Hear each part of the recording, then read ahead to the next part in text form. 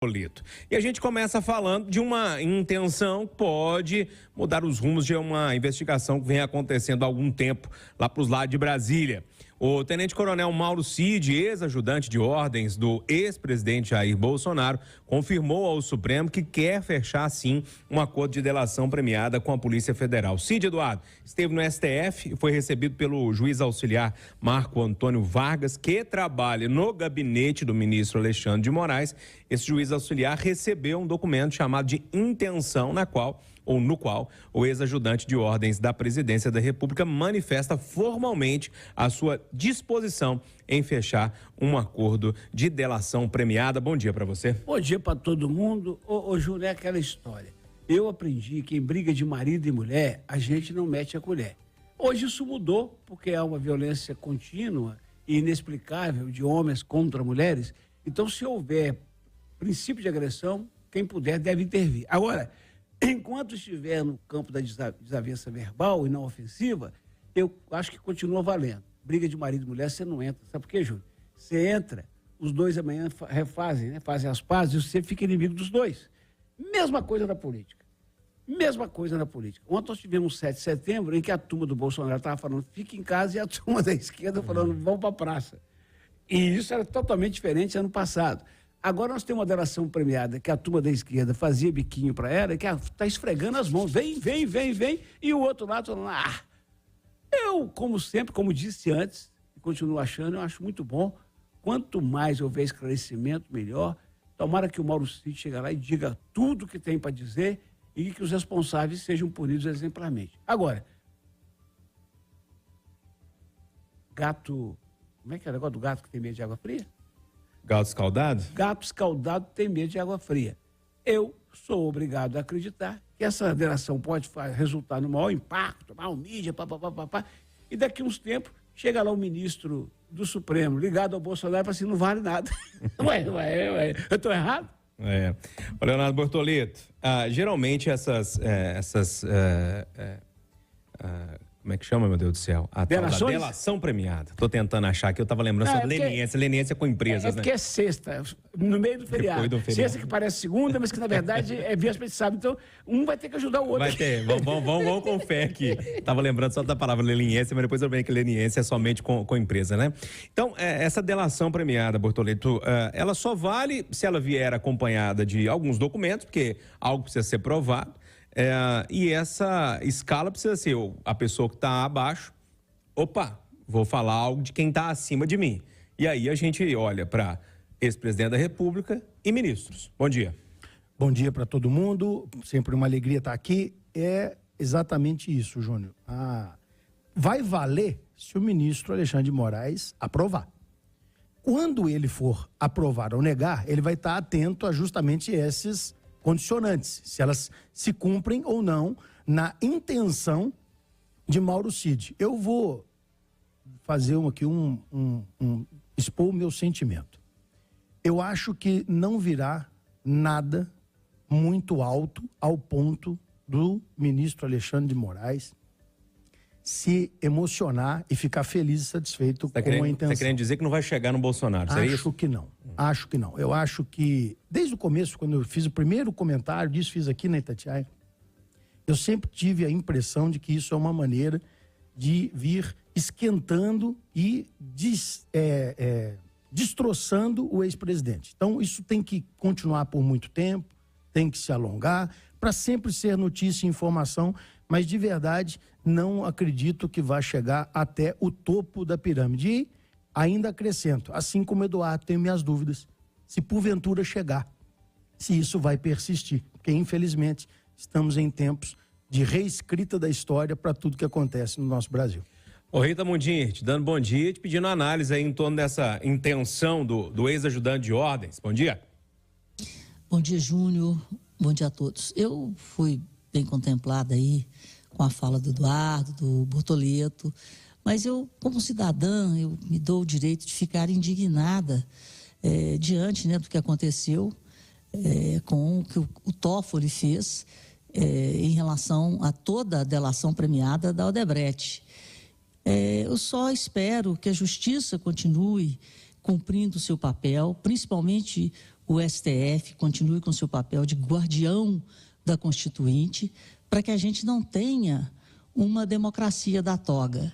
A democracia é uma só, a verdade é uma só, e que essa verdade seja perseguida, que a transparência fale mais alto, que as evidências sejam tratadas, né, da melhor forma possível, que seria uma forma mais justa possível, e que aqueles que cometeram crimes contra a sociedade brasileira, contra o Estado brasileiro, paguem por seus crimes, e que esses crimes cometidos, julgados, e inclusive apenados, né, não possam ser simplesmente anulados em 24 horas, do dia para a noite. É muito ruim para a gente, enquanto cidadão, assistir a esse espetáculo de vai e vem da história, mas é um espetáculo de vai e vem da história que tem sido proporcionado pelo vai e vem da justiça. Que a justiça seja cumprida sempre e seja única e não seja política. Ô, Mauro Camargos, geralmente quando uma pessoa chega a pensar em entregar, inclusive, uma carta de intenção de delação premiada, é porque não está tendo muito jeito. Ele entendeu, o advogado, a defesa, enfim, olha, estou preso, não vou sair daqui, a situação minha está complicada, me pegaram. Eu preciso fazer algum acordo ali para ver se diminui a minha pena, vamos dizer assim. E me parece que é o caso do Mauro Cid. Mas vamos lá, você acredita que isso pode chegar em algum lugar? E mais, você vê algum excesso que possa culminar no que aconteceu nessa semana, no caso das provas da Odebrecht, por exemplo? Bom dia. Bom dia, Júnior. Acho que o seu comentário me dá a possibilidade de falar exatamente o que é necessário ser dito. Não há possibilidade de Mauro Cid falar em outra pessoa que não seja o presidente Jair Bolsonaro. Ele era ajudante de ordens do Bolsonaro, ou seja, a única pessoa acima dele que ele pode delatar é o presidente Jair Bolsonaro. Então, se a proposta é de fazer uma delação, o principal ator que será delatado por Mauro Cid será o ex-chefe dele, o ex-presidente da República. Agora, o outro ponto que nós temos que tomar cuidado. Não há dúvidas, então, que esse trazer Bolsonaro ali, de trazer ele ao processo, vai gerar implicações. Agora, qual a consistência disso? A justiça não pode errar como errou na Lava Jato. A justiça não pode usar meios inapropriados como fez na Lava Jato, porque senão acontece igual na Lava Jato. Começa e depois termina da forma que nós vemos.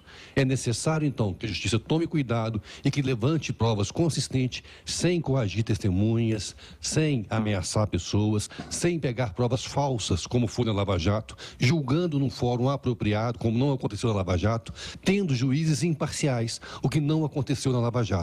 Se fizer isso, aí a justiça vai ter legitimidade para, de fato, punir políticos que cometem malfeitos no Brasil. Caso contrário, será esse vai e vem que nós vimos por excessos e erros da justiça.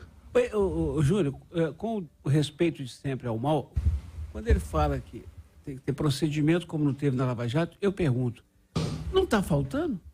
Eu não sei se de polícia, se é advocacia geral, se de procuradoria geral, de juiz ou de desembargador, não está faltando apurar os 2 contêineres que o Lula ganhou de presente, onde é que estão, o relógio que ele está com ele no braço. Gente, por que é diferente uma coisa da outra? Porque a lei não existia, porque a lei não retroage. Gente, o atual presidente está andando com o relógio no pulso. E a gente ignora isso solenemente. Quem está falando não é um bolsominion, é um cara que quer que o pau que dê Chico dê Francisco. O Eduardo, eu me lembro que na época que o Lula deixou o palácio, falava-se, né, que ele tinha levado até o crucifixo. Isso sem falar nos objetos que foram encontrados no sítio de Atibaia e na adega, né, naquela adega milionária de vinhos e de caixas fechadas. Mas pode continuar, viu, senhor? Ô, Júnior e amigos da bancada, eu não posso deixar de fazer o comentário que, aliás, eu não fiz ontem.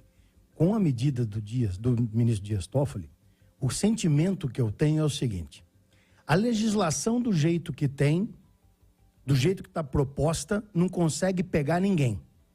Quando alguém foge fora da lei para que consiga pegar alguém, fez o errado e aí não fica validado e não tem o efeito final. Está mais do que claro, pelo menos para mim, que ou muda-se os procedimentos e a legislação para que verdadeiramente a gente tenha poder investigativo e de polícia, ou nós vamos ficar vendo um solta e prende o resto da vida aqui no Brasil. Ô, Júlio, essa semana... Outra coisa. Pois não? Diga, Mal. Oi, Eduardo, uma coisa importante para dizer também, a Lava Jato tem o nome da Operação Lava Jato porque era um posto de gasolina, né, que dava notas frias na troca de dinheiro, lavando dinheiro para alguns políticos. E foi escalando, foi crescendo, até chegar do tamanho que chegou. A questão da delação premiada é isso, a gente sabe onde começa e não sabe onde termina. E Mauro Cid, por ser o ajudante de ordem do Bolsonaro, pode ter muito a dizer sobre muitas outras coisas que ainda nem apareceram, mas que podem aparecer com essa delação, dado o cargo que ele ocupa. Então a gente sabe como começa, mas não temos ideia onde termina esse tipo de processo de investigação. Numa canetada foram 400 políticos, assim, inocentados de bate-pronto. Ô, Júnior, cresce o sentimento, eu tenho que reportar isso aqui, porque as pessoas fazem isso com a gente.